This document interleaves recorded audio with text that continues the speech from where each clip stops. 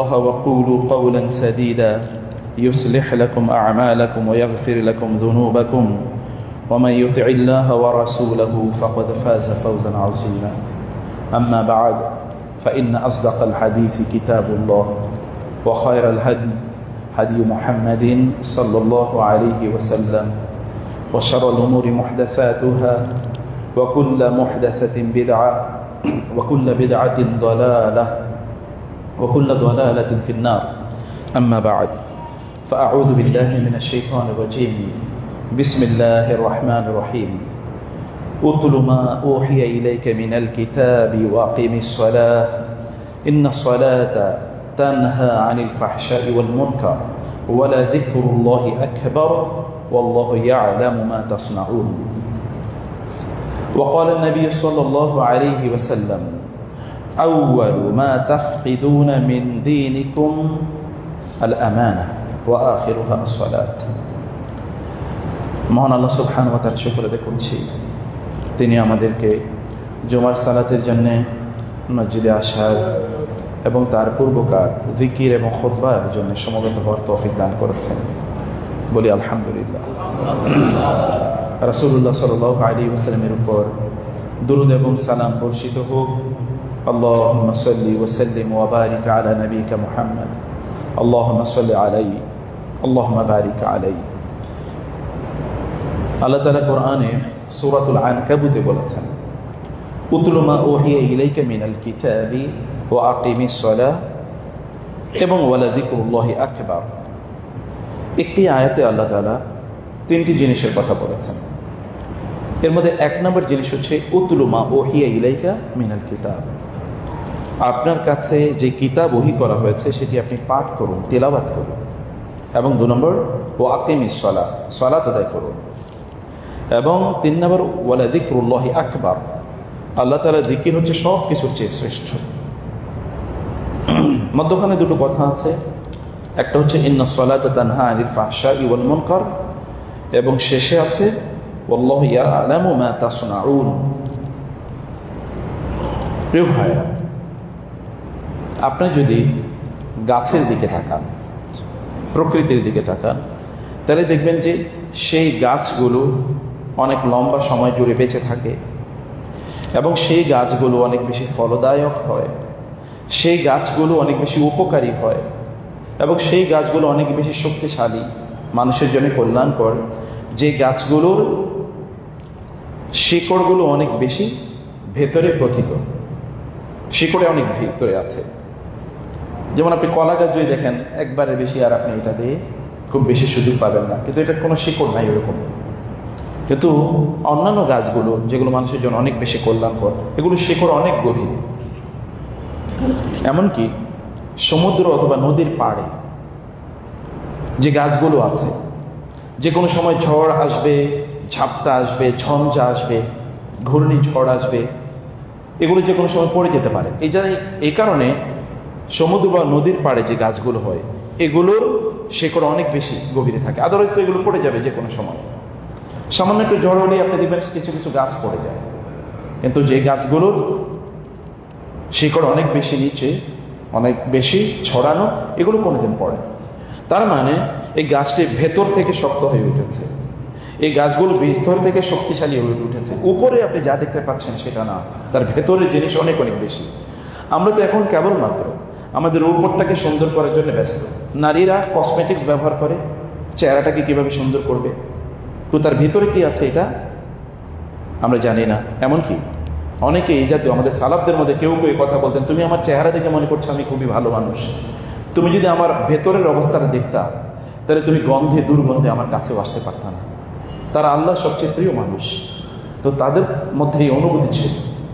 এখন আমরা কেবলমাত্র উপরের বিউটিফিকেশন, যেমন পুরুষরা আমরা সুন্দর জামা কাপড় পরি, অনেকে দিনদারি দেখানোর জন্য অনেক বড় জুব্বা পরি, দাড়ি অনেক বড় রাখছি, অথবা মসজিদেও আসে সময় মতো, কিন্তু ভেতরে কি দিনদারি তৈরি হয়েছে? গাছের মতো শিকড়কে ভিতরে তৈরি হয়েছে? ভেতরে যদি শিকড় তৈরি না হয় মাটির নিচে, যেটা দেখা যায় না, সেটা যদি শক্তিশালী না হয়, তাহলে এই বাহ্যিক জিনিস এটা আপনাকে কোনোদিন বাঁচাতে পারবে না।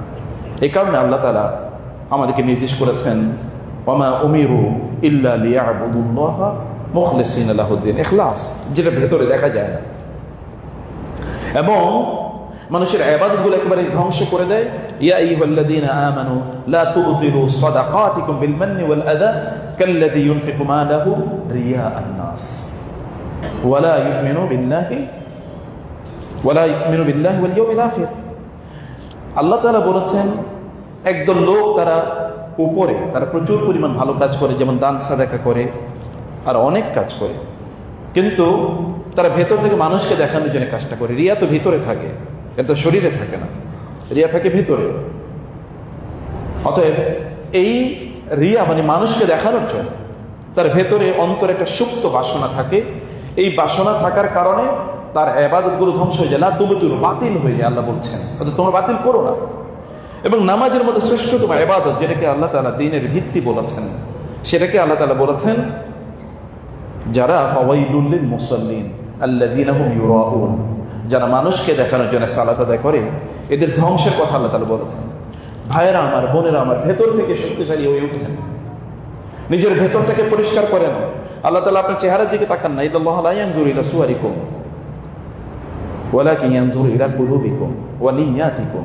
আল্লাহ অন্তরের দিকে তাকান, আল্লাহ নিয়তের দিকে তাকান। ইন্নামাল আমালু বিন্নিয়াত ওয়া ইন্নামা লিকুল্লি ইমরিইন মা নাওয়া। নিয়তের উপর তো আপনার কাজের প্রতিদান নির্ভর করে। আপনি তাই পাবেন যা আপনি নিয়ত করেন, আপনি তাই পাবেন যা আপনি নিয়ত করেন। আপনার অন্তরে কি বাসনা আছে তাই আপনি পাবেন। এই কারণে আল্লাহ তাআলা বারবার বলেছেন ইবতিগা মারদাতিল্লাহ। আপনি জানেন সেই হাদিস, যে হাদিস বলতে গিয়ে আলেমদের মধ্যে এমন কেউ নাই যে কাঁদে না। আউয়ালু মান ইউসজারু বিহি আন-নার ইয়াওমাল কিয়ামাহ, আউয়ালু মান ইয়াদখুলুনা আন-নার ইয়াওমাল কিয়ামাহ। কিয়ামতের দিন যারা প্রথমে জাহান্নামে প্রবেশ করবে, যাদেরকে দিয়ে জাহান্নাম উদ্বোধন করা হবে, এই লোকগুলো তো শ্রেষ্ঠতম ইবাদতগুলো করেছে। তারা দ্বীনি জ্ঞান অর্জনই কেবল করে নাই, বিতরণ করেছে। তারা আল্লাহর রাস্তায় শাহাদাত বরণ করেছে এবং তারা দান সাদাকা করেছে। এটি উত্তম আমল কি? কিন্তু এরপরে এদেরকে দিয়ে জাহান্নাম উদ্বোধন করা হবে। What was missing? মিস কি ছিল? সেটা কেবল আল্লাহর জন্য করে নাই, মানুষকে দেখানোর জন্য। আল্লাহ তাআলা বলবেন যে তুমি তো আমাকে সন্তুষ্ট করার জন্য করো নাই। কিয়ামতের দিন আল্লাহ তাআলা বলবেন ইযহাবু ইলাল্লাযীনা কুনতুম তুরাউনা ফিদ দুনিয়া ফানজুরু হাল লাকুম ইনদাহুম মিন জাযাইন। যে যাও ওই লোকদেরকে, যাদেরকে দেখানোর জন্য তুমি করেছো, তাদের কাছে যাও এবং গিয়ে দেখো তাদের কাছে তোমাদের জন্য কোনো পরিষ্কার প্রতিদান আছে কিনা, সওয়াব আছে কিনা, উজুর আজর আছে কিনা। আমার কাছে কোনো কিছু নাই। ভেতর থেকে নিজকে পবিত্র করে তোলা, পবিত্রতা ভেতরের ইস্যু। আল্লাহ তাআলা তার রাসূলকে এই জন্যই পাঠিয়েছেন এবং আল্লাহ তাআলা বলেছেন ওয়ায়ুযাক্কিহিম তাজকিয়া। ভেতর তাজকিয়াতুন নুফুস এই কারণে বলা হয় ক্বাদ আফলাহা মান যাক্কাহা ওয়া ক্বাদ খাবা মান দাসসাহা। যে তার অন্তরকে পরিশুদ্ধ করতে পেরেছে, পবিত্র করতে পেরেছে, তার মানে সে আল্লাহর জন্য করছে কাজটি, সেই ব্যক্তি কেবল সফল। ক্বাদ আফলাহা মান তাযাক্কা ওয়া যাকারা ইসমা রাব্বিহি ফাসাল্লা। আল্লাহ সুবহানাহু ওয়া তাআলাকে সন্তুষ্ট করার জন্য আপনি যে কাজটি করছেন, এটা আল্লাহকে সন্তুষ্ট করার জন্য, কেবল মানুষকে দেখানোর জন্য না। চেহারা সুন্দর হয়ে আপনার লাভ হবে কি? আপনি এত বড় জুব্বা, পাঞ্জাবি, টুপি, দাড়ি, নামাজ এগুলো করে লাভ হবে কি যদি ভেতর থেকে আপনি পরিশুদ্ধ না হয়ে ওঠেন, ভেতর থেকে যদি আল্লাহর প্রতি ভালোবাসা এবং আল্লাহর জন্য আপনি কাজটি না করেন। এই কারণে আল্লাহ তাআলা আমাদেরকে এই আয়াতে 3টি কাজের কথা বলেছেন, যেগুলো আপনাকে ভিতর থেকে ভালো মানুষ করে তুলবে। আপনি ভিতর থেকে ভালো মানুষ, পরিশুদ্ধ, সেটা কি? এবং এ কারণে আপনার ইবাদতগুলো যদি খাঁটি কেবল আল্লাহর জন্য হয়, খালিসান লাহুদ্দিন, মুখলিসান লাহুদ্দিন। আপনি জানেন সেই বিখ্যাত হাদিসটি যে কথা রাসূল সাল্লাল্লাহু আলাইহি ওয়াসাল্লাম বলেছেন, মান ক্বালা লা ইলাহা ইল্লাল্লাহ, কেউ লা ইলাহা ইল্লাল্লাহ এটা একেবারে অন্তর থেকে গভীর বিশ্বাসের সাথে কেবল আল্লাহর জন্য বুঝে শুনে এই কথাটি বলে, তাহলে আল্লাহ তাআলা তাকে এর কারণে জান্নাত প্রদান করবেন। এতটুকু বলা, এতটুকু বিশ্বাস, এই বিশ্বাসটাই মিসিং, অথবা এই আন্তরিকতাটাই, এই ইখলাসটাই মিসিং আমাদের ইবাদতের মধ্যে। এটাই আমাদের মধ্যে নাই। শয়তান এই জায়গায় মূলত কাজ করে, এটাকেই শয়তান ধ্বংস করে দিতে চায়। এর জন্য 1 নম্বর যে ট্রিটমেন্ট, মেডিসিন, সে মেডিসিনটা হচ্ছে আল্লাহ তাআলা বলেছেন উতলু মা উহিয়া ইলাইকা মিনাল কিতাব। তোমার কাছে যে কিতাব নাজিল করা হয়েছে সেটা তুমি পড়ো, সেটা তুমি তেলাওয়াত করো। আল্লাহ তাআলা তার রাসূলকে বলছেন, এবং কোরআনে বহু জায়গা আছে যেমন সূরা কাহাফ আপনারা জুমাবারে পড়েন, ওয়াতলু মা উহিয়া ইলাইকা মিন কিতাবি রাব্বিকা লা মুবাদদিলা লিকালিমাতি রাব্বিহি ওয়া লান তাজিদা মিন দুনিহি মুলতাহাদা। আল্লাহ তাআলা বলেছেন। তো আপনি ভেতর থেকে যদি পরিশুদ্ধ হতে চান তাহলে আপনাকে কিতাব পড়তে হবে। তার রাসূলকে তিনি বলেছেন কিতাব। এখন তেলাওয়াত মানে কি? What is the meaning of তেলাওয়াত? তেলাওয়াত শব্দের অর্থ হচ্ছে অনুসরণ করা। ওয়ান নাহারি ওয়াশ শামসি ওয়া দুহাহা ওয়াল কামারি ইযা তালাহা। সূর্য যাওয়ার পর কি আসে? চাঁদ আসে। মানে আপনি পেছনে পেছনে চলা, মানে অনুসরণ করা, অবে করা, ফলো আপ করা, পেছনে পেছনে চলা, এটাকে বলে তিলাওয়াত। এবার আপনি কি করছেন, আমরা কি করছি? আমরা কেবলমাত্র কোরআন কেবল পাঠ করছি, রিসাইটেশন, কিন্তু এটার কোনো উপলব্ধি, কোনো মিনিং, কোনো অর্থ এটা আমার ভেতরে গিয়ে পরিশুদ্ধ করে নেই আমার নিজকে। এবং এই কারণে অনেক হাফেজ আছে, অনেক কারি আছে, তাদের দিকে আপনি তাকালে মনে করবেন সে কি মুসলমান নাকি অন্য কোনো কিছু, আপনি বুঝতেই পারবেন না। কারণ তার চেহারায়, তার অবয়বে, তার আচরণে, তার কথাবার্তায় এগুলো কোনো কিছুর মধ্যে কোনো ছাপ নাই। এটাকে সে একটা আর্ট হিসেবে নিয়েছে, সুন্দর করে কোরআন তেলাওয়াত করে তার আর্ট। কিন্তু এই তেলাওয়াত বা এই কোরআন তার ভেতরে কোনো প্রভাব তৈরি করতে পারে নাই। কিভাবে প্রভাব তৈরি করবে? কারণ সেটা বুঝে না। কারণ কোরআন, এবং এই কারণে আরবি ভাষা, এটা লম্বা আলোচনা, আমি সেদিকে যাচ্ছি না। মানে যেমন তাওয়ালি, তাওয়ালি মানে হচ্ছে ব্যাক, কোন একটা জিনিসের পেছনের অংশটা বলা হয়, যেটা আপনার সাথে যেমন টেইল, লেজ। লেজ তো ব্যক্তির থেকে আলাদা না, মানে কোনো প্রাণীর থেকে তো তার লেজটা আলাদা না, তাই না? এটা তার সাথে, যেমন গাড়ির ইঞ্জিন, ইঞ্জিনের পরের অংশটা এটাকে ধরেন তেলাওয়াত বা তালা, তাওয়ালি, তিলিয়া এরকম বলা হয়। মানে হচ্ছে আপনি যা করছেন তা আপনি অনুসরণ করা শুরু করে দিয়েছেন, আপনি তা বুঝেছেন এবং তা অনুসরণ করছেন। এবং আপনি বলেন কোরআনে যে নির্দেশনাগুলো আছে সেটাকে আপনি অনুসরণ করেন কিনা? যদি অনুসরণ না করেন তাহলে পরিশুদ্ধ হবেন কোত্থেকে? আল্লাহ তাআলা তার রাসূলকে কেবল পাঠ করার জন্য বলেন নাই, তিনি বলেছেন আপনি এটা বুঝুন, কারণ তেলাওয়াত শব্দের মধ্যে অর্থ আছে, এটা বুঝুন এবং এটাকে আপনি ইনস্ট্রাকশন গুলো, যে কমান্ডমেন্ট গুলো আছে, যে আদেশগুলো আছে, সেটা আপনি পালন করুন, প্রতিপালন করুন, এগুলোকে আপনি নিজের জীবনে বাস্তবায়ন করুন। প্রিয় ভাই, প্রিয় বোন, আমরা এই জায়গায় আপনাদেরকে বলেছি, আপনি যখন নামাজের মধ্যে দাঁড়ান, যখন আপনি বলেন ইয়্যাকা না'বুদু ওয়া ইয়্যাকা নাস্তাঈন, এর মানে কি? কেবল ইবাদত আপনার জন্য করি, কেবল আপনার কাছে সাহায্য চাই। যদি একজন মানুষ ভিতর থেকে অনুভব করে এই কথাটি বলে, তাহলে সে আল্লাহ সুবহানাহু ওয়া তাআলা ছাড়া আর কার কাছে সে ধর্ণা দিতে পারে? আল্লাহ ছাড়া সে কার ইবাদত করতে পারে? সে যখন নামাজে দাঁড়িয়ে বলে ইহদিনাস সিরাতাল মুস্তাকিম, তখন তো তার সামনে দুনিয়াও আসে, আখিরাতও আসে, তার সামনে পুলসিরাত আসে, হিসাব নিকাশ আসে, কবর আসে তার সামনে, এবং তার সামনে আসে কান্তারা, যেখানে গিয়ে অনেক লোক আটকে যাবে। কেবলমাত্র পুলসিরাত পার হইলে তো চলবে না, তারপরে তো আরেকটা আছে কান্তারা, সেখানেও তো আপনাকে পার হতে হবে। প্রত্যেকটা ধাপ, প্রত্যেকটা পদক্ষেপ, আপনি কবর থেকে শুরু করে একবারে জান্নাত বা জাহান্নাম, ইম্মা ইলাল জান্নাত ওয়া ইম্মা ইলান নার, ফাইনাল ডেস্টিনেশন জান্নাত বা জাহান্নাম হওয়া পর্যন্ত তো ধাপ আছে।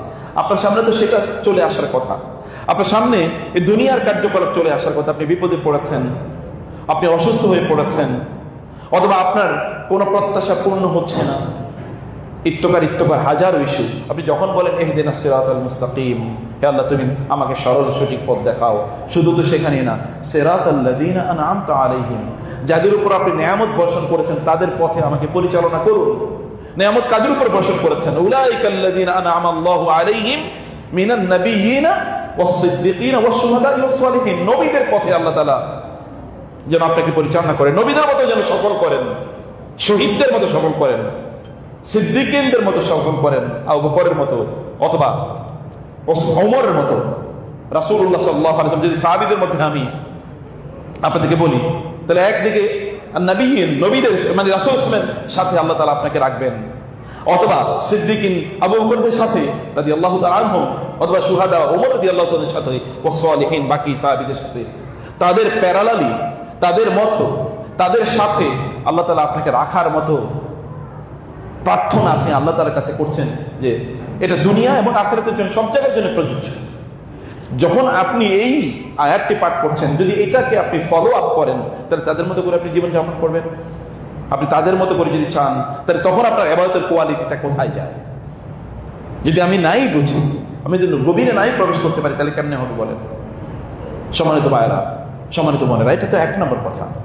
আমি এগুলোর অনেক বেশি মানে লিঙ্গুইস্টিক জার্গন, অনেক জটিল শব্দ চয়ন, এগুলোর দিকে আমি না গিয়ে আর সিম্পল করে যেটা বলতে চাই, তেলাওয়াত করবেন, কোরআন অনুবাদটা একবার পড়েন না। ভেতর থেকে যদি শুদ্ধ হতে চান, পবিত্র হতে চান, এরপর যা পড়ছেন তা অনুসরণ করেন।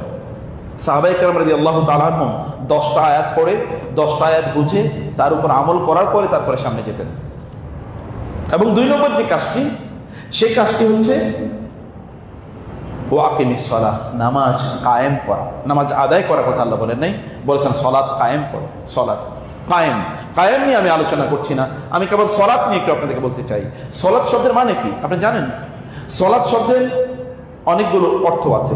এর মধ্যে সালাত শব্দের 1 নম্বর অর্থ হচ্ছে যে আমরা বাংলা ভাষায় বলি না চুলা, চুলা চুলা বলেন কিনা? চুলা মানে কি? যেখানে আগুন জ্বালায়। এটাকে মূলত আরবিতে বলে চিল্লি, অনেক জায়গায় দেখবেন চিল্লি বলা হয়, চুল্লি, চুল্লি, চিল্লি অথবা চুলা। চুলা শব্দটি কিন্তু সালাত থেকে এসেছে, জানেন? আমাদের যে চুলা বলে, চুলা, এই চুলা এটা হল কিন্তু সালাত থেকে এসেছে। মানে কি? চুলাতে আমরা কি করি? আগুন জ্বালাই। সালাত থেকে এরকমই করে। যেমন আরবরা বলে থাকে সাল্লাইতুল আউদা আলান নারি, মানে আমার কাঠটি এটা বাঁকা হয়ে গেছে, আমি এটাকে আগুনে তাপ দিয়ে তারপরে সোজা করি। যেমনি ভাবে আপনি লোহাগুলো আগুনের মধ্যে দেওয়ার পরে, আপনার রোলিং মিলে যদি গিয়ে দেখেন, লোহা আগুনের মধ্যে দেওয়ার পরে তারপরে কি করে? এটা দিয়ে বিভিন্ন ধরনের যন্ত্র বানায়। আপনি যদি এখনো কামারের ওইখানে যান, দেখবেন ওরা লোহাকে আগুনে উত্তপ্ত করে তারপরে এখানে কি পিটায়, পিটানোর পরে এরপরে দা হয়, খুন্তি হয়, অথবা অন্যান্য জিনিস হয়। আপনি শক্ত লোহাকে তো করতে পারবেন, এটাকে আপনাকে নরম করতে হবে। নরম করার জন্য আগুনে দিতে হয়। এটাকে বলা হয়, আরবিতে বলা হয় সালাত। তার মানে আপনি যে নামাজ আদায় করছেন, এই নামাজ আপনাকে এইরকম ভাবে সালাতের মতো করে, সালাত যেমনি ভাবে চুলা আপনাকে কোনো জিনিস রান্না করে দেয় আপনি খাওয়ার জন্য, অথবা কোনো জিনিসকে ব্যবহার উপযুক্ত করে দেয়, অথবা যদি কোনো জিনিসের মধ্যে জং ধরে, জং আপনার গ্রাম অঞ্চলে দেখবেন, কামার আপনাদের এখানেও থাকবে, যদি কোনো একটা দা, বডি ইত্যাদির মধ্যে যদি জং ধরে যায়, তাহলে কামারের কাছে নিয়ে যাওয়ার পর কামার আগুনের মধ্যে এটাকে ঢুকায়। এটা যখন গরম হয় তখন শক্তকে যদি আঘাত করে, তখন জংগুলো, মরিচাগুলো পড়ে যায়। আপনার শরীরে আপনার অন্তরে, আমাদের অন্তরে যে জং ধরেছে, এই জংগুলো দূর করার জন্য আপনাকে সালাত আদায় করতে হবে। সালাত আপনার আদায় করতে হবে। এখন সালাত আদায়ের মতো তো, এটাকে আমি একটা অর্থ বলছি যে সালাত এরকম, শুধু এরকম না, আপনি এই যে পিঠের মেরুদণ্ডের মধ্যখানে যে জায়গাটি, এই জায়গাটিকে আরবরা বলে সলা, সলা। এমনকি এই কারণে লেজ কিন্তু বিভিন্ন প্রাণীর যে লেজ, এই প্রাণীর লেজ মেরুদণ্ডের মধ্যখান থেকে তারপরে নিচের দিকে নামে। এই কারণে লেজের 2 অংশকে আরবরা বলে সলওয়ান। আরবরা কি বলে? সলওয়ান বলে। তার মানে আপনার মেরুদণ্ডের সবচেয়ে শক্তিশালী যে জায়গাটি, এই জায়গাটিকে আরবরা সলা বলে। সে সলা থেকে এসে সালাত। আপনাকে সালাত, নামাজ আপনাকে ভেতর থেকে শক্তিশালী করে তোলে। কোন নামাজ? আমি তো গত 20 বছর 30 বছর নামাজ আদায় করেছি, কই আমি তো ভেতর থেকে শক্তিশালী হই নাই। আমি তো এখনো মিথ্যা কথা বলি, আমি তো এখনো কাজে ফাঁকি দেই, আমি তো এখন আমানতদার না, যে বিষয়ে আমি আলোচনায় আসবো একটু পরে, যে আমি তো এখন আমানতদার না, আমার তো এখনো কাজগুলো আমি ঠিক মতো আদায় করি না, কোথাও না, না পরিবারে, না প্রতিষ্ঠানে, কোথাও না। তাইলে আমি ভেতর থেকে আসলে পরিশুদ্ধ হই নাই, ভেতর থেকে শক্তিশালী হয়ে উঠিনি, ভেতর থেকে আমার মধ্যে সেই কোয়ালিটি গুলো ডেভেলপ করে নাই। কারণ কি? কারণ আমার সলাতই আসলে হয় না, আমার সলাতই হয় না। এবং আপনি জানেন হাদিসে এরকম বহু বিবরণ আছে যে তার সলাত হয় নাই, লাম তুকবালু লাহু সলাতুহু, তার সলাত কবুল হয় নাই। সলাতের, নামাজের কেবলমাত্র বাহ্যিক কিছু ইস্যুই নয়, এটা অভ্যন্তরে একটা রুহানিয়াত আছে। এবং এই কারণে অনেকে আমাদেরকে বলেন, গতকাল আমাদেরকে অনেকে প্রশ্ন করেছেন যে নামাজে মজা পাই না কেন? নামাজকে আপনি ভালোবেসেছেন কবে বলেন? সলাতকে আপনি কবে ভালোবেসেছেন? সলাতকে যদি আপনি ভালোবাসেন, আপনি চোখটা বন্ধ করেন তো, একবার বন্ধ করে বলেন তো সুবহান রাব্বিয়াল আ'লা, দেখেন তো আপনার অন্তরে গিয়ে লাগে কিনা, ধাক্কা লাগে কিনা। আপনি চোখটা বন্ধ করে একটু বলেন তো সুবহান রাব্বিয়াল আযীম, দেখেন তো অন্তরে গিয়ে ধাক্কা লাগে কিনা। আপনি কেবল চোখটা আল্লাহু আকবার, দেখেন তো অন্তরে গিয়ে ধাক্কা লাগে কিনা। অন্তরে গিয়ে ধাক্কা লাগবে, কিন্তু ধাক্কা কখন লাগবে? আপনি তো লাগার মতো পরিস্থিতি তৈরি করেন। আপনি তো সালাতকে ভালোবাসেন না। সালাতকে ভালোবাসলে আপনি কিভাবে তাড়াহুড়া করেন নামাজের মধ্যে? আল্লাহ রাসূল সাল্লাল্লাহু আলাইহি ওয়াসাল্লাম ইযা হাযাবাহু আমরুন ফাযা ইলা সালাহ ইসতাঈনু বিস-সাবরি ওয়াস-সালাহ ওয়া ইন্নাহা লাকাবীরাতুন ইল্লা আলাল খাশিঈন। সালাতের মধ্যে খুশু নাই, খুদু নাই, মুহাব্বা নাই। আমি আল্লাহ তাআলার ইযা কামা আহাদুকুম ইলা-স-সালাতি ফাইন্নাহু ইউনাজি রাব্বাহু, যখন তোমাদের কেউ নামাজে দাঁড়ায় তখন সে মূলত তার রবের সাথে কথা বলে। যদি আপনি এইরকম সালাত আদায় করতে পারেন, তাহলে ইন্না সালাতা তানহা আনিল ফাহশাই ওয়াল মুনকার। মধ্যখানে কিন্তু একটা ভিন্ন কথা, এটা কিন্তু তিনটা যে নির্দেশে আয়াতের মধ্যে আছে যে আপনাকে ভিতর থেকে সলিড করে দেওয়ার জন্য, ভিতর থেকে আপনি ফাঁকা না। এটা সূরার নাম হচ্ছে আনকাবুত। সূরার নাম কি? আনকাবুত। আনকাবুত মানে হচ্ছে মাকড়সা। আর আল্লাহ তাআলা বলেছেন যারা আল্লাহ তাআলাকে বাদ দিয়ে ইত্তাখাযু মিন দুনিল্লাহি আউলিয়া কামাসালিল আনকাবুত ইত্তাখায বাইতা ওয়া ইন্না আওহানাল বুয়ুতি লাবাইতুল আনকাবুত লাউ কানু ইয়ালামুন। এই সূরাতে আল্লাহ তাআলা ঠিক মাঝামাঝি গিয়ে আল্লাহ তাআলা বলেছেন একদল লোক যারা আল্লাহকে বাদ দিয়ে অন্য কারো সন্তুষ্টির জন্য, আল্লাহকে বাদ দিয়ে অন্য কোনো উদ্দেশ্যে তারা কোনো কাজ সম্পাদন করে, অথবা আল্লাহকে বাদ দিয়ে অন্য কাউকে তারা তাদের এলাই হিসেবে, বন্ধু হিসেবে গ্রহণ করে, এই সকল ব্যক্তিদের অবস্থা হচ্ছে তার হচ্ছে কাল আনকাবুতের হচ্ছে মাকড়সার মতো। মাকড়সা জানেন মাকড়সা কি? মাকড়সা হচ্ছে পৃথিবীর সবচেয়ে খারাপ প্রাণী। কিভাবে খারাপ প্রাণী? মাকড়সা তারা যখন ডিম দেয়, ডিম দেওয়ার পর তার ডিম নিজে খেয়ে ফেলে। মাকড়সার ডিম থেকে যখন বাচ্চা ফোটে তখন ওই মা ওই বাচ্চাগুলো খেয়ে ফেলে। এমনকি এই মা তার এই মহিলা তার স্বামীরে খেয়ে ফেলে, এমনকি তার বাপ মারে সে খেয়ে ফেলে। এখন তার ক্ষুধার তাড়নায় সামনে যা আছে সব খেয়ে ফেলে, তার পরিবারকে সে ধ্বংস করে ফেলে। আমাদের পরিবার অবস্থা দেখেন মাকড়সার মতো কিনা আমরা। এবং এই কারণে আল্লাহ তাআলা মাকড়সার উদাহরণ এখানে দিয়েছেন। মাকড়সার মতো এরকম প্রাণী পৃথিবীতে আর একটাও নেই। মাকড়সার মতো এরকম প্রাণী। এবং মাকড়সা হচ্ছে কি? অলস হয়ে বসে থাকে কেবল টোপ গেলার জন্য। সে একটা জাল তৈরি করেছে, এই জালে সে বিভিন্ন পোকামাকড় পড়বে, পোকামাকড় পড়ার পরে সে পোকামাকড় খাবে। মাকড়সা কামি, ও খাবার ছাড়ার কিছুই বুঝে না। আমরাও তো কেবল দুনিয়া ছাড়ার কি আছে আমাদের সামনে? ওইটা পামো, ওইটা খামো, ওইটা ধর্ম, এর বাইরে কোনো কিছু নেই। আমি অমুকের সাথে বন্ধুত্ব কেন করি? কাউরে দিকে কেন হাসি বলেন তো? কারণ এর কাছে কিছু পামো। যার কাছে কিছু পামো না তার দিকে তো হাসিও না। আমরা সালাম দেন নাকি? আমরা বলেন তো আপনি এলাকায় কাকে সালাম দিন? বসের দেখলে দাঁড়াই, আর অন্য কাউকে আমরা কারোর সাথে সম্পর্ক রাখি না। স্বামী এবং স্ত্রীর সম্পর্কে কেবলমাত্র দেনা পাওয়ার উপর নির্ভরশীল। দেখেন না চারদিকে কি করছে? কেবল দেয় না পায় না, এর মধ্যেই নির্ভরশীল। বাবা মার সন্তানদের নির্ভরশীল এরকমই। সন্তানরা বাবাকে বলে তুমি যদি আমারে না খাওয়াইতে পারো, না দিতে পারো, আমার যদি ভালো গ্যাজেট আইফোন 17 কিনে না দিতে পারো, তাহলে তুমি আমার জন্ম দিছো কেন? ইস্যুটা তো এরকমই দাঁড়াইছে, কেবল দেনা পাও না, take and give and take, এর বাইরে কোনো কিছু না। এটা আনকাবুতের মতো। আমরা আমাদের পরিবারগুলো আনকাবুতের মতো করে ফেলেছি, আমাদের প্রতিষ্ঠানগুলো আনকাবুতের মতো। একদল লোক কেবল আছে খাওয়ার জন্য। ও কি খাবে? কি খাবে? অমনিভোরাস, যা পায় তাই খায়, এর মধ্যে কোনো হিতাহিত জ্ঞান নাই।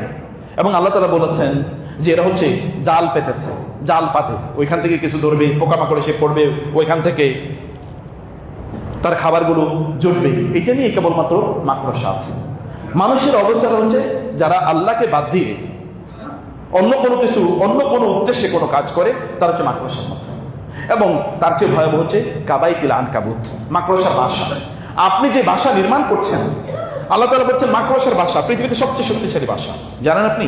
মাকড়সার যে জাল, যেটা দিয়ে সে বাসা বানায়, এই জাল যে থ্রেড, যেগুলো এক একটা থ্রেড মানে সুতা, এই সুতা ওই লেভেলের, যদি পাত, স্টিলের পাত, লোহার পাত যদি আনা হয়, তাহলে লোহার পাতের চেয়ে 1000 গুণ বেশি শক্তিশালী। লোহার পাতের চেয়ে 1000 গুণ বেশি শক্তিশালী। এমনকি থান্ডার আসলে কিন্তু এটা কিছু হবে না, এত শক্তিশালী। কিন্তু একটা প্রবলেম আছে। প্রবলেমটা হল মধ্যখানে ভয়েড আছে। ভয়েড মানে হচ্ছে শূন্য জায়গা। মাকড়সার জাল কিন্তু এরকম না, যেমন জামা বানায় যেরকম, এরকম না। দেখবেন মাঝে মাঝে কি জাল এরকম আছে, কিন্তু মধ্যখানে একটু কি ফাঁকা। যেই জায়গা ফাঁকা ওইটা কিন্তু কি দুর্বল। ফাঁকা জায়গাটা দুর্বল। বাড়ি ঘরের আপনি বিল্ডিং বানাইছেন, দুর্বল জায়গা কোনটা? ডাকাতি হয় কোন দিক দিয়ে? জানালা দিয়ে অথবা দরজা দিয়ে। মূল দেয়াল ভেঙে কোনদিন ডাকাতি হয় না। দেয়াল ভেঙে ডাকাতি হয় না, বা ডাকাতি হয় কোনটা দিয়ে? জানালা বা দরজা দিয়ে। জানালা এবং দরজা একটা দুর্বল জায়গা। এবং এই কারণে আল্লাহ তাআলা কিয়ামতের দিন বলেছেন আসমান দুর্বল হয়ে যাবে। অফতিহাতিস সামাউ ফাকানাত আবওয়াবা। সেই দিন আসমান এর বিভিন্ন দরজা তৈরি হয়ে যাবে। দরজা মানে তো দুর্বল, কারণ এটা তো সলিড, ওইখানে কোনো কিছু নেই। এটা একটা দুর্বল জায়গা। এই কারণে যখন বৃষ্টি হয় তখন মাকড়সার বাসা থাকে না, যখন ঝড় হয় তখন মাকড়সার বাসা থাকে না। ও মনে করছে আমি বিশাল একটা জাল পাচ্ছি, কিন্তু জাল যে ভিতর থেকে প্রচন্ড দুর্বল, সে বুঝে নাই। সম্মানিত ভাইয়েরা বোনেরা, আপনার সালাতকে আপনি এইরকম বানাচ্ছেন কেন?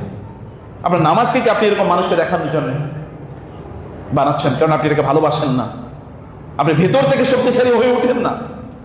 আপনার সালাত মেরুদণ্ডকে যেমনি ভাবে শক্তিশালী করে, মানুষ যখন বৃদ্ধ হয়ে যায় তখন মেরুদণ্ড সোজা থাকে না, দুর্বল হয়ে যায়।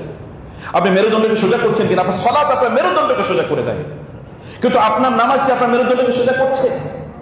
আপনি কি শক্তিশালী ভিত্তির উপর দাঁড়িয়ে আছেন? আল্লাহ তাআলা বলেছেন ইন্না সালাতা তানহা আনিল ফাহশাই ওয়াল মুনকার। সালাত কি থেকে বিরত রাখে? আল ফাহশা, অশ্লীল কাজ, ওয়াল মুনকার, খারাপ কাজ থেকে বিরত রাখে।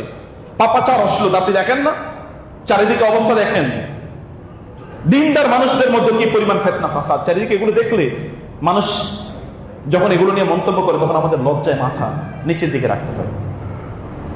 ফাহিশ, অশ্লীলতা। তো আমরা তো সালাত দেখি, সালাতের কথা বলি, তারপরে তো আমাকে দূরে রাখতে পারলো না অশ্লীল এবং খারাপ কাজ থেকে সালাত। তাহলে আমি কি সালাত করছি? মানে ভিতর থেকে আমরা আসলে শক্তিশালী, ওটা মাকড়সার আসার মতো একটা জাল বুনছি আমরা। কেবল এর মাধ্যমে কিছু টাকা পয়সা ইনকাম করবো, কেবল এর মাধ্যমে কিছু মানুষের কাছে আমাদের নিজেদেরকে তুলে ধরবো। অথবা আপনারা যখন নামাজ আদায় করেন, আপনারা মনে করেন নামাজ পড়লে তারপরে না পড়লে মানুষে কি বলবো, ওয়াইফে কি বলবে, বাচ্চারা কি বলবে, বুড়ো হয়ে গেছি, ব্যবসা বাণিজ্য করছি, কি একটা অবস্থা। সালাতটাকে ভেতর থেকে ভালোবাসা, ভালোবেসে নামাজে দাঁড়িয়ে যে আপনি কবে বলেন নামাজে দাঁড়িয়ে আপনি একা একা নামাজ পড়ছেন কিন্তু কাঁদছেন, সেজদায় কি আপনি কাঁদতেছেন, আপনি বলেন কবে এটা হয়েছে? এটা যদি না হয়ে থাকে তাহলে বুঝতে হবে যে সালাতটা ভেতর থেকে ভালোবাসার কারণে সালাতটা আদায় হয় না। আপনার নবী কি করেছেন?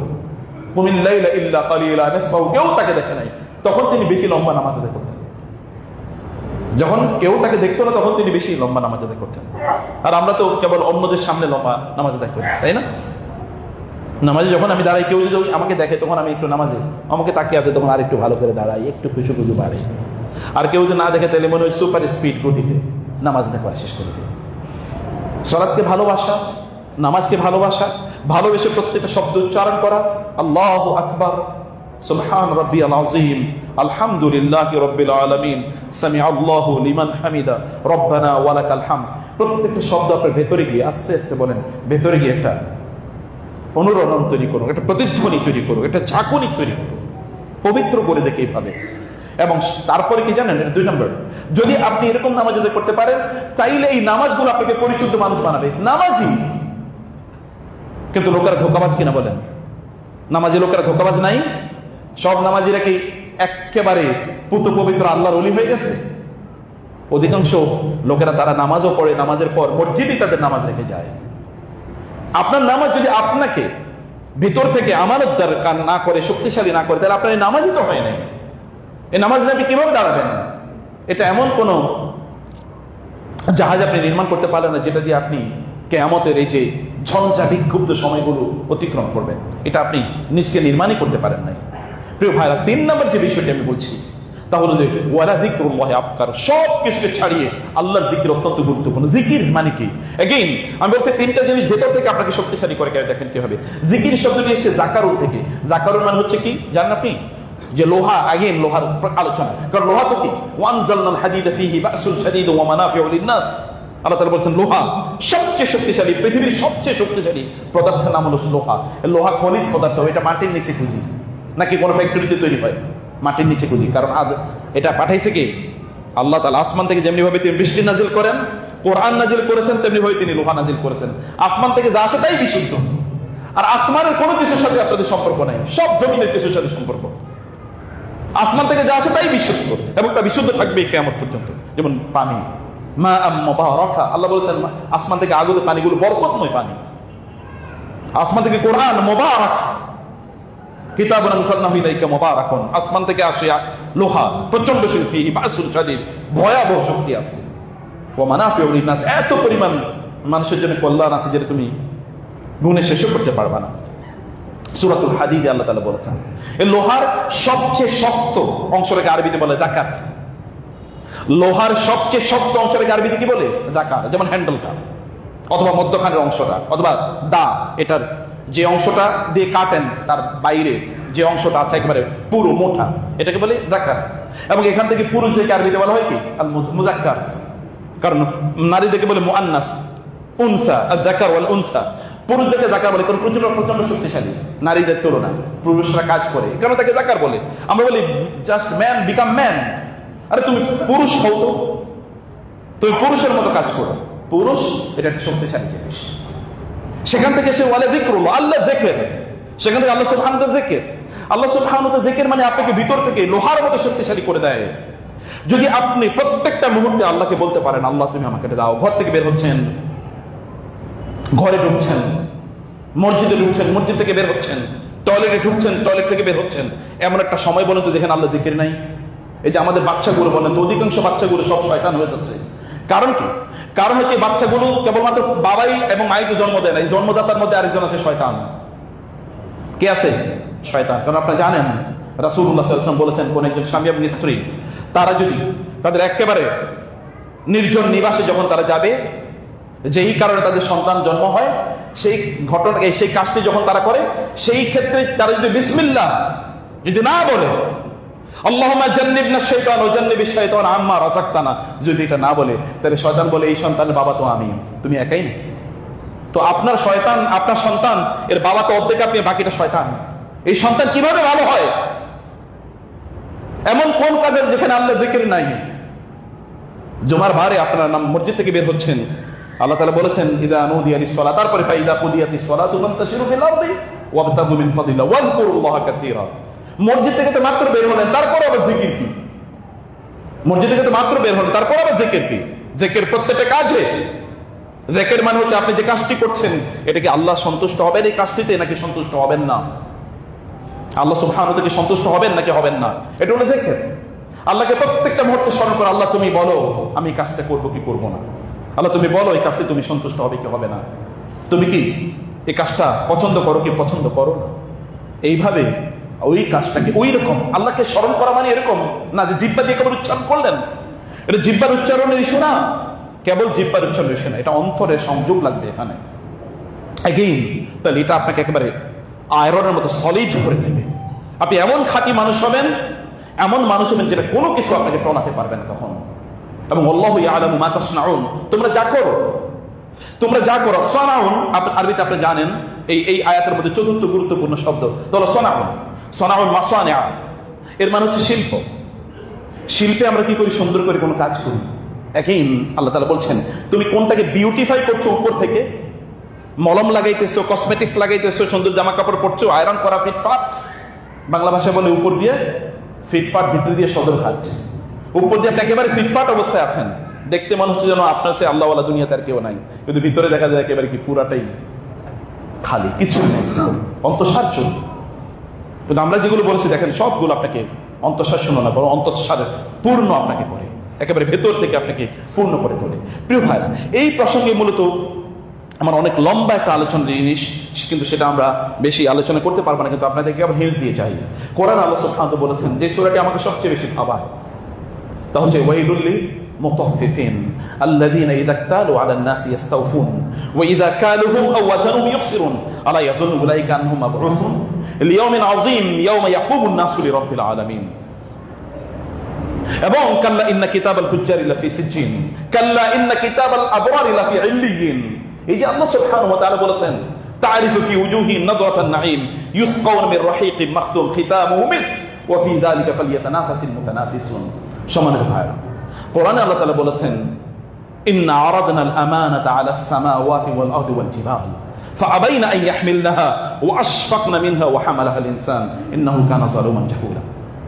আল্লাহ তাআলা বলেছেন, আল্লাহ তাআলা আমাদের উপর একটা আমানত নাযিল করেছেন, আমানত। এই আমানতটা ইন্নাল্লাহা ইয়া'মুরুকুম আন তু'আদ্দুল আমানাতি ইলা আহলিহা ওয়া ইযা হাকামতুম বাইনান নাসি আন তাহকুমু বিল আদল ইন্নাল্লাহা নি'মা ইয়া'iযুকুম বিহি। আল্লাহ সুবহানাহু ওয়া তাআলা আমানতের কথা বলেছেন আমাদেরকে। আল্লাহ তাআলা আমাদেরকে আমানত দিয়েছেন। একটা আমানত আল্লাহ তাআলা আমাদেরকে দিয়েছেন, যেই আমানতটি আমাদেরকে আদায় করতে হয়। সে আমানতটি আল্লাহ তাআলা বলেছেন আমি এই আমানতটা আসমান, জমিন এবং পাহাড়কে আমি গ্রহণ করতে বলেছিলাম, কিন্তু ফাশফাকনা মিনহা, তারা ভয় পেয়েছে, এত বড় দায়িত্ব তারা নিতে পারবে না, আমানতের মতো দায়িত্ব। এরা ভয় পেয়েছে তারা আমানতের মতো বিশাল দায়িত্ব নিতে পারবেন, অথচ এরাই আমানত। আপনি কোনোদিন পাহাড়কে দেখবেন না আল্লাহ তাআলা বিক্রি করছেন, কোনোদিন আপনি আসমানকে দেখবেন না যে আল্লাহকে বিক্রি করছে, আল্লাহর আদেশ মানে নাই। কোনোদিন জমিনকে দেখবেন না আল্লাহকে বিক্রি করছে, আসমান থেকে বৃষ্টি নাজিল হয়, জমিনে ফসল উৎপাদন হয়। আপনি দেখবেন জমিন আপনার জন্য বিছিয়ে দেওয়া হচ্ছে, ওয়াজআলনাল আরদা মিহাদা, আমি এই জমিনকে তোমাদের জন্য বসবাসের উপযুক্ত করে দিয়েছি। জমিন আপনার জন্য ফসল উৎপাদন করে, জমিন সবকিছু করে, আপনি থাকছেন এই জমিনে, জমিন কিন্তু আপনাকে ছুঁড়ে ফেলে দেয় নাই। জমিনের মধ্যে যে গ্রাভিটেশন, মধ্যাকর্ষণ শক্তি আছে, এই পৃথিবীতে ঘুরছে, মহাশূন্যে ঘুরছে, আপনি তো ছিটকে পড়ে যেতে পারতেন, কিন্তু জমিন আপনাকে ছিটকে ফেলে দেয় নাই। কোন এক সময় ছিটকে ফেলে দেবে, ও আখরাজাতিল আরদু আসফালাহা, কোন একদিন ছিটকে ফেলে দেবে, যাও তুমি বুঝা আমার জন্য, ফেলে দেবে, ছুঁড়ে ফেলে দেবে। কিন্তু এখন তো ছুঁড়ে ফেলছে না, জমিন তো বিক্রি করে না আল্লাহর সাথে। অথচ আল্লাহ বলেছেন আমি তাদেরকে আমানতটা দিতে চাইছিলাম, ওরা নিতে চায়নি, ওরা বলছে না নিতে পারবো না। আর মানুষ এরা আমানতদার না, কিন্তু তারপরে তারা এই আমানতের দায়িত্ব নিচ্ছে। ইন্নাহু কানা যালুমান জাহুলা, এরা ন্যাচারালি তারা জালেম এবং জাহেল। সে তার দায়িত্ব বুঝেও না এবং সে দায়িত্ব যথাযথভাবে পালন করে না। এবং আল্লাহ তাআলা বলেছেন ইন্নাল্লাহা ইয়ামুরুকুম আন তুআদ্দুল আমানাতি ইলা আহলিহা, আল্লাহ তোমাদেরকে নির্দেশ প্রদান করেছেন যেন তোমরা তোমাদের উপর যে আমানতের দায়িত্ব দেওয়া হয়েছে এটা যেন যথাযথভাবে তোমরা প্রদান করো মানুষকে। প্রিয় ভাইরা, এই আমানতদারিতা কি? এক নম্বর আমানতদারিতা হচ্ছে ইয়া আইয়ুহাল্লাযীনা আমানু লা তাখুনুল্লাহ ওয়া রাসূলা ওয়া তাখুনু আমানাতিকুম। আল্লাহ এবং আল্লাহর রাসূলের প্রতি আমাদের কিছু আমানতদারিতা আছে। তাহলে আল্লাহ সুবহানাহু ওয়া তাআলা তাওহীদ মানা, আল্লাহকে কেবলমাত্র বন্ধু হিসেবে গ্রহণ করা। আল্লাহু ইয়াতাওয়াল্লাস সালিহিন, আল্লাহু ওয়ালিয়ুল্লাযীনা আমানু আলা ইন্না আউলিয়া আল্লাহ। আল্লাহ আমাদের বন্ধু, আমরা আল্লাহকে বন্ধু হিসেবে গ্রহণ করব। বন্ধুকে বুঝেন না একটা কথা? বন্ধুকে আমাদের আল্লাহ। অতএব বন্ধু কাকে আমরা মানাবো? আমরা কাকে বন্ধু বানাবো? আল্লাহ সুবহানাহু ওয়া তাআলাকে। এবং আল্লাহ তাআলাকে যদি আপনি বন্ধু বানাতে পারেন, ইহফাজিল্লাহ ইয়াহফাজুক, ইহফাজিল্লাহ তাজিদুহু তুজাহাক। আল্লাহ রাসূল সাল্লাল্লাহু আলাইহি ওয়াসাল্লাম আব্দুল্লাহ ইবনে আব্বাস রাদিয়াল্লাহু তাআলা আনহুকে বললেন, ইয়া গোলাম ইন্নী উআল্লিমুকা বিকালিমাতিন ইহফাজিল্লাহ ইয়াহফাজুক। হে শিশু, হে বৎস, হে বালক, ইয়াং ম্যান, আমি তোমাকে কয়েকটা জিনিস শিখাই, তুমি আল্লাহকে তোমার বন্ধু বানাও, আল্লাহ তাআলা তোমাকে রক্ষা করবে। ইন্নাল্লাযীনা ক্বালু রাব্বুনাল্লাহু সুম্মা ইসতাকামু তাতানাজ্জালু আলাইহিমুল মালাইকাতু আল্লা তাখাফু ওয়া লা তাহজানু। কেউ যদি আল্লাহকে বন্ধু বানাতে পারে, আল্লাহ সুবহানাহু ওয়া তাআলা ওই ব্যক্তির সমর্থনে আসমান থেকে ফেরেশতা নাযিল করে দেবেন। লাহু মুআক্কিবাতুম মিন বাইনি ইয়াদাইহি ওয়া মিন খালফি ইয়াহফাজুনাহু মিন আমরিল্লাহ। আল্লাহ তাআলা বলছেন, আমি এই জাতীয় লোকদেরকে যারা আমাকে বন্ধু বানিয়েছে, আমি তাদেরকে সামনে থেকে এবং পেছন থেকে প্রোটেকশন প্রদান করি আমার ফেরেশতাদের মাধ্যমে। তার সামনেও থেকে ফেরেশতা, তার পেছনেও থেকে ফেরেশতা। মুআক্কিবাতুম মিন বাইনি ইয়াদাইহি ওয়া মিন খালফি ইয়াহফাজুনা মিন আমরিল্লাহ। আল্লাহর নির্দেশে ওরা তাকে রক্ষা করে চলে, ওদেরকে কেউ নির্যাতন করতে পারে না। ওয়াল্লাহু ইয়াসিমুকা মিনান নাস। আল্লাহ তাআলা তার রাসূলকে বলেছেন, আল্লাহ আপনাকে মানুষ থেকে রক্ষা করবেন। ফাসায়াকফিকাহুমুল্লাহ, ওদের বিরুদ্ধে আল্লাহ আপনার জন্য যথেষ্ট। আপনি আল্লাহকে কেন এলাই বানাচ্ছেন না, বন্ধু বানাচ্ছেন না কেন? অমুকের সাথে অ্যালায়েন্স, অমুকের সাথে চুক্তি, অমুকের সাথে মৈত্রী, অমুকের সাথে বন্ধুত্ব। আল্লাহ আপনার বন্ধু কবে? অথচ তিনি আপনাকে খাওয়াচ্ছেন, তিনি আপনাকে পড়াচ্ছেন, তিনি আপনাকে সৃষ্টি করেছেন। সম্মানিত ভাইরা, অতএব এখানে আল্লাহ সুবহানাহু ওয়া তাআলার প্রতি আমাদের আমানত মানা হচ্ছে আল্লাহ তাআলার প্রতি আমাদের যে দায়িত্ব আছে, যেমন আল্লাহ যা কিছু ফরজ করে দিয়েছেন সেগুলোকে যথাযথভাবে সম্পাদন করা, সেগুলোকে যথাযথভাবে সম্পাদন করা। প্রিয় ভাইরা, ফরজিয়াত গুলো জানেন, ভালো করে বুঝেন ফরজিয়াত কি, ফরজে আইন গুলো আপনাদের উপর কি কি এটা একটু জানেন, ভালো করে বোঝার চেষ্টা করেন। এটা যদি না বুঝেন তাহলে আল্লাহ তাআলা আপনাকে ধরবেন তো ফরজের জন্য। ফরজ এর হিসাব দিতে পারেন না, নফল দিয়ে তো আপনাকে এরপরে সামনে আগে না হবে না, আগে ফরজের হিসাব দিতে হবে। তো যদি ফরজের মধ্যে সামান্য ত্রুটি বিচ্ছুতি থাকে তাহলে নফল দিয়ে এটা সমাধান করা হবে। ফরজে আপনার নাই, নফল এই বুকুর থেকে। এবং ওর রাসূলা, রাসূলের তোমরা খেয়ানত করবে না। রাসূলের খেয়ানত মানে কি? রাসূলের সাথে আমানতদারিতা কি? রাসূলের সুন্নাহ। দৈনন্দিন কি পরিমাণ সুন্নাত আছে আপনারা জানেন? দৈনন্দিন কি পরিমাণ সুন্নাত আছে? এই সুন্নাত আপনি প্র্যাকটিস না করে আল্লাহর সামনে, আল্লাহ রাসূলের সামনে দাঁড়াবেন কিভাবে কিয়ামতের দিন? এই সুন্নাহর প্রতি ভালোবাসা আছে কিনা? সুন্নাহ তো মেডিসিন। আল্লাহ এবং আল্লাহ রাসূল, কোরআন এবং সুন্নাহ দুটো একটা পাখির দুটো ডানার মতো। একটা ডানা যদি ভেঙে ফেলা হয় তো ওই পাখি উঠতে পারে নাকি? ওই পাখি দিয়ে কাজ হবে কি? কোনো কাজ হবে না। একটা গাড়ির সামনের এবং পেছনের চাকার মতো। সামনের চাকা যদি আমরা আল্লাহর কিতাবকে বলি, আল্লাহ তাআলাকে বলি, পেছনের চাকা এটা আল্লাহ রাসূলের সুন্নাহ বা রাসূল সাল্লাল্লাহু আলাইহি সাল্লাম। সামনে দুইটা না থাকলেও চলবে না, পেছনে দুইটা না থাকলেও চলবে, থাকতেই হবে, রাখতেই হবে। এই হচ্ছে কোরআন এবং সুন্নাহর সম্পর্ক। অথবা আপনি সুন্নাহ জানেন কিনা, সুন্নাহ অনুসারে আপনি চলেন কিনা। যদি না চলেন, না মানেন, তাহলে তো হলো না। তাহলে বোঝা যাচ্ছে সেখানে আপনি আমানতদারিতা রক্ষা করছেন না, সেখানে খেয়ানত করছেন। এই খেয়ানত আমরা কেবলমাত্র সেখানেই করি না, খেয়ানত আমরা আমাদের পরিবারেও করি। আপনারা জানেন রাসূলুল্লাহ সাল্লাল্লাহু আলাইহি ওয়াসাল্লাম তিনি বলেছেন, আউয়ালু মা তাফকিদুন মিন দীনিকুম আল আমানা। এই দ্বীনদারির মধ্যে সর্বপ্রথম যেটা মানুষ হারাবে তা হলো আমানতদারি। মানুষ মধ্যে আমানত নাই, ভেতর থেকে সেটা ভালো না, তা তো ভেতর থেকে ভালো মানুষই তৈরি হয় না তার মধ্যে। আপনার রাসূল সাল্লাল্লাহু আলাইহি ওয়াসাল্লাম তিনি নবী হওয়ার পূর্বেও, নবুয়তের দায়িত্ব পাওয়ার পূর্বেও তাকে লোকেরা বলতো আল আমিন আস-সাদিক, তিনি হচ্ছেন পরম সত্যবাদী, পরম বিশ্বস্ত, পরম বিশ্বস্ত আমানতদার। আমানত তো গুরুত্বপূর্ণ একটা কাজ। আপনি ভেতর থেকে এই গুণটা আপনার মধ্যে তৈরি করতে হবে। আপনি যাই করেন না কেন, আমানতদারিতার এই কোয়ালিটি আপনার মধ্যে তৈরি করা দরকার। আমানতদারিতা কেবলমাত্র আপনার আল্লাহ এবং আল্লাহ রাসূলের সাথে শেষ এবং সম্পৃক্ত না, এটা আপনার পরিবারের সাথে সম্পৃক্ত। আপনি জানেন আপনার সন্তান কিন্তু আপনার জন্য আমানতদার, আমানত। আপনার স্ত্রী আপনার কাছে আমানত, আপনার স্বামী আপনার কাছে আমানত, আপনার পিতামাতা আপনার কাছে আমানত। তাদের প্রতি যথাযথ দায়িত্ব পালন করছেন কিনা, যে দায়িত্ব কোরআন এবং সুন্নাহয় আছে সেটা আপনি পালন করছেন কিনা, তাইলে কিন্তু আপনি খেয়ানতকারী হিসেবে কিয়ামতের দিন আল্লাহর সামনে উপস্থিত হতে হবে। ওয়া তাখুনু আমানাতিকুম, তোমরা তোমাদের আমানতের খেয়ানত করছো, আল্লাহ তাআলা বলছেন। এই খেয়ানতকারী হিসেবে আপনাকে কিয়ামতের দিন আল্লাহর সামনে উপস্থিত হতে হবে। আমরা আমাদের পরিবারের প্রতি আমানতদারিতা আছে, যেমন পরিবারকে দ্বীনদারি শেখানো, তাদেরকে দ্বীনে বাধ্য করা, তাদেরকে দ্বীনে বাধ্য করা। আপনার রাসূলকে এই কথা বলেন নাই সাল্লাল্লাহু আলাইহি ওয়াসাল্লাম? তিনি বলেছেন না, তোমাদের সন্তানদেরকে তোমার নামাজের নির্দেশ দাও যখন তাদের বয়স 7, নামাজের জন্য শাসন করো যখন তাদের বয়স 10। তো শাসন কবে করবেন? শাসন যদি এখন না করেন, এখনো তারা আপনার ঘরে খায় অত তারা নামাজ আদায় করেন, আমি এই কথা আপনাদেরকে আগেও বলেছিলাম, আপনি তার জন্য ইনকাম করেন কিভাবে? তাআওয়ানু আলাল বিররি ওয়াত তাকওয়া, যে সিনেমা দেখে ঘরে বসে, যে ঘরে বসে কম্পিউটারে মানুষ মারার গেম খেলে, কম্পিউটার গেমস, সারা রাত জুড়ে সে কেবল গেমসের মধ্যে অথবা সিনেমার মধ্যে আপনি ইন্টারনেট দিয়ে দিয়েছেন, এগুলো করে আপনি তার জন্য ইনকাম করেন কিভাবে? আপনি তো হারাম কাজে সাহায্য করছেন। আপনি তার জন্য রান্না করেন কিভাবে? আপনি তো হারাম কাজে তাকে সাহায্য করছেন। মায়েরা বলছেন, আপনার স্বামী নামাজ আদায় করেন, আপনার সন্তানরা নামাজ আদায় করেন, আপনি তাদের জন্য ইনকাম সারাদিন কেবল রান্না করছেন, হারাম কাজে আপনি তাকে সাহায্য করছেন। ও তো এটা খায়া তারপর হারাম কাজ করবে, এটা তাকে আপনি কি দিচ্ছেন? তাকে দ্বীনের প্রতি তাকে উদ্বুদ্ধ করা, দ্বীনের কাজ করা, এই জন্য তাকে প্রয়োজনে বাধ্য করা, এটা তো একটা আমানতদারিতা। আমানতদারিতা কেবলমাত্র আল্লাহ রাসূলের সাথে সম্পৃক্ত না, এটা এক্সটেন্ডেড। আল্লাহ এবং আল্লাহ রাসূল এটা বলে দিয়েছেন যেটা কতটা বিস্তৃত। কিয়ামতের আলামত হলো মানুষ আমানতদার হবে না।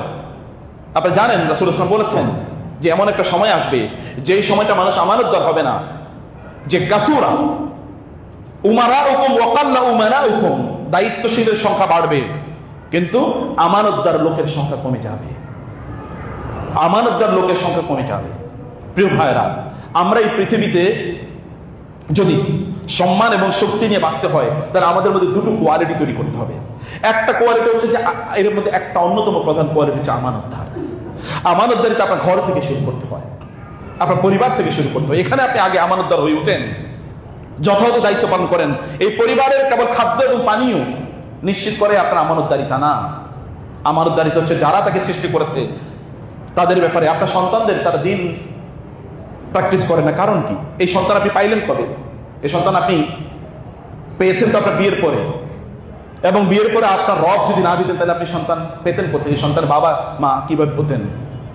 হাল আতা আল ইনসান হিনুম মিনাদ দাহরি লাম ইয়াকুন শাইআম মাযকুরা। এমন একটা সময় আপনার সন্তানকে তো আপনি চিনতেনই না। এখন যারা পোলাপাইন আছে এদের সন্তান কি হবে তারা কি জানে? ওরা বাইসা থাকবে কি নেবি তো জানে। তাহলে এমন একটা সময় আছে যখন আপনি জানতেন না আপনার সন্তানকে, এবং আপনার এমন একটা সময় আসবে যখন আপনি আপনার সন্তানকে চিনবেন না, আপনি তাকে চিনবেন না, বরং আপনি তাকে দেখে পালাবেন। এটা কিয়ামতের দিন, এটা আপনার জন্য বিপদের কারণ হয়ে যাবে। অথবা আপনার সন্তানকে সেভাবে তৈরি করা, আপনার পরিবারের সদস্যদেরকে সেভাবে তৈরি করা, এটা কিন্তু একটা আমানতদারিতা। এই আমানতদারিতার বাইরে এরপরে যে আমানতদারিতা, আমি খুবই ছোট করে কয়েকটা বিষয় বলতে চাই। তাহলে আপনি যেখানে কাজ করেন সেখানকার আমানতদারিতা। রাসূলুল্লাহ সাল্লাল্লাহু আলাইহি ওয়াসাল্লাম বলেছেন ওইখানকার আপনি যেখানে কাজ করছেন ওইখানে দুটো দায়িত্ব আপনার আছে।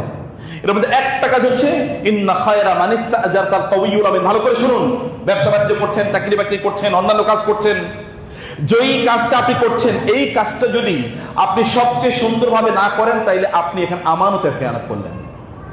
10 বছর পর্যন্ত একই কাজ করতেছেন কিন্তু কোয়ালিটি একটু বাড়ে নাই, একটু কোয়ালিটি বাড়ে নাই, তাইলে আপনি আমানতদার না, আল কাওয়ি না।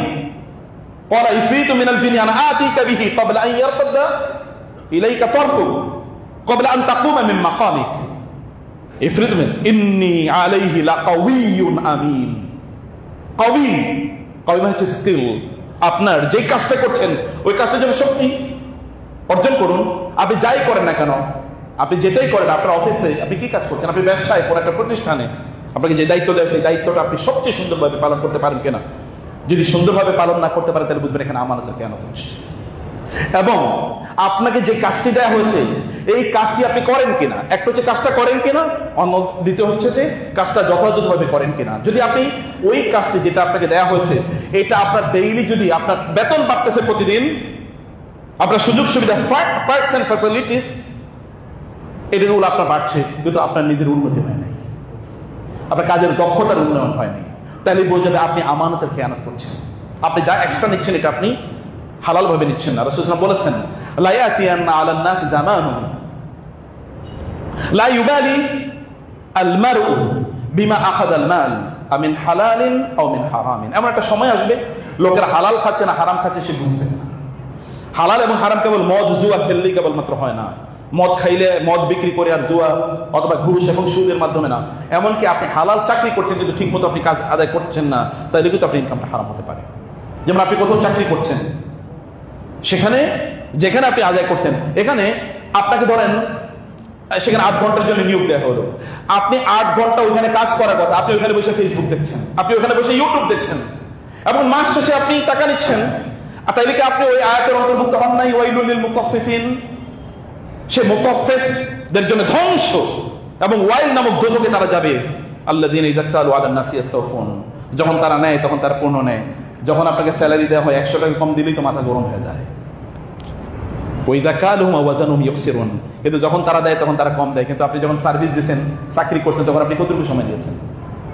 তখন আপনি কতটুকু, আপনার তো ডেইলি 8 ঘন্টা 7 ঘন্টা 6 ঘন্টা যাই সময় দেওয়ার কথা ছিল আপনি কি দিয়েছেন?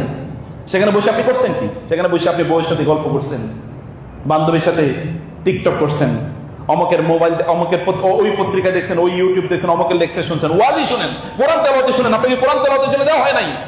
এবং এই কারণে আমাদের সালাফরা বলেছে তুমি যদি কোনো দায়িত্ব প্রাপ্ত হও ওইখানে বসে তোমার ফরজের বাইরে তুমি নফলগুলো পর্যন্ত আদায় করতে পারবে না।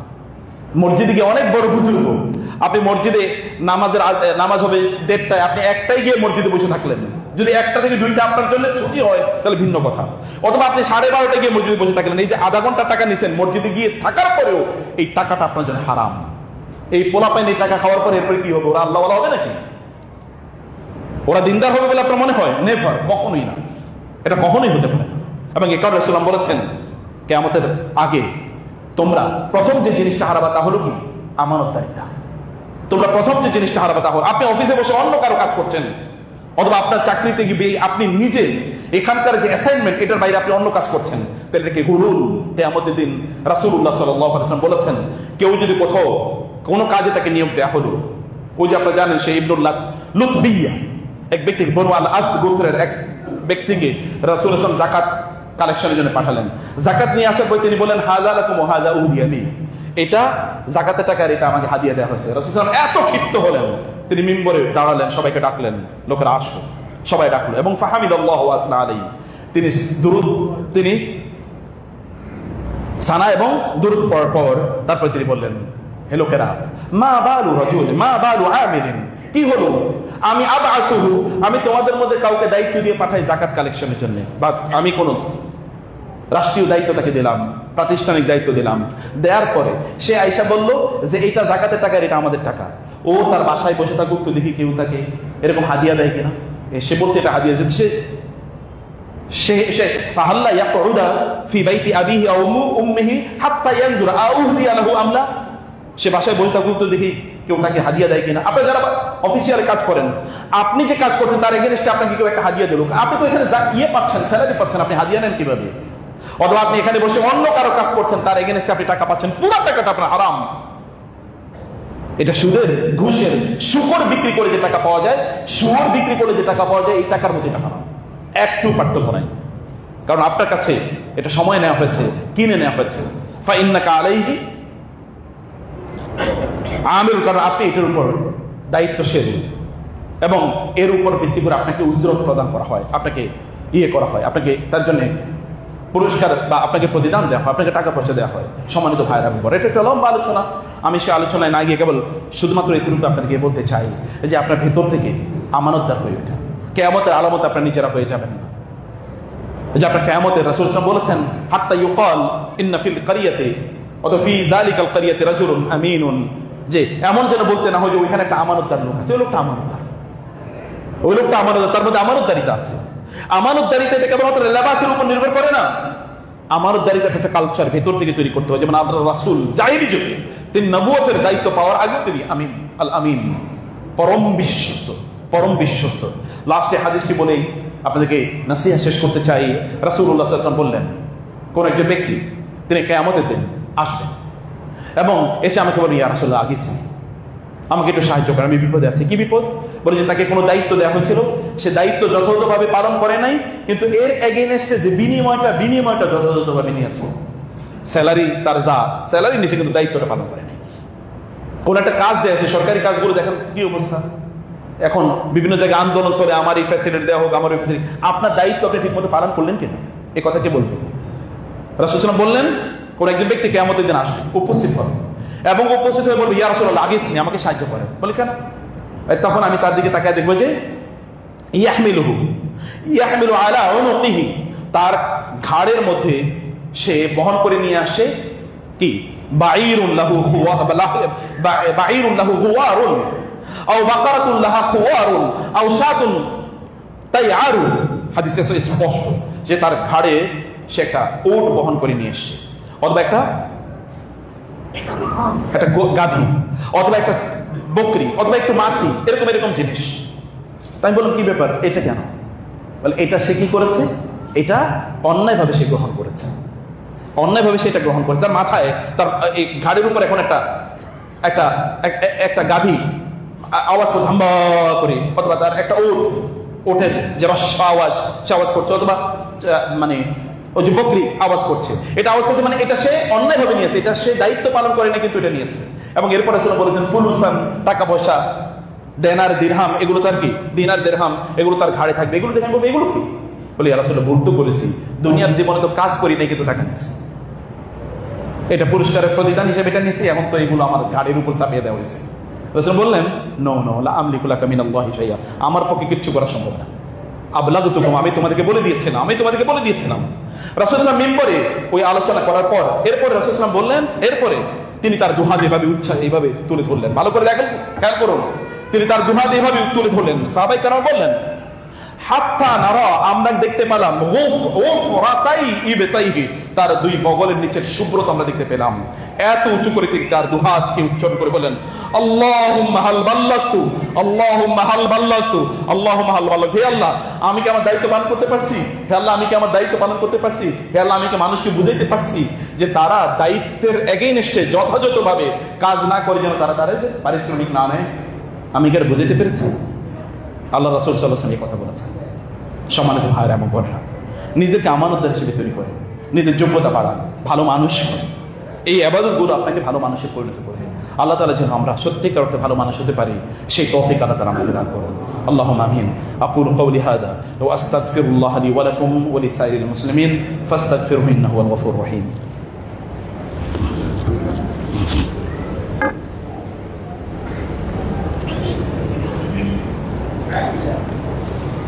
إن الحمد لله والصلاة والسلام على رسول الله وعلى آله وأصحابه ومن والاه.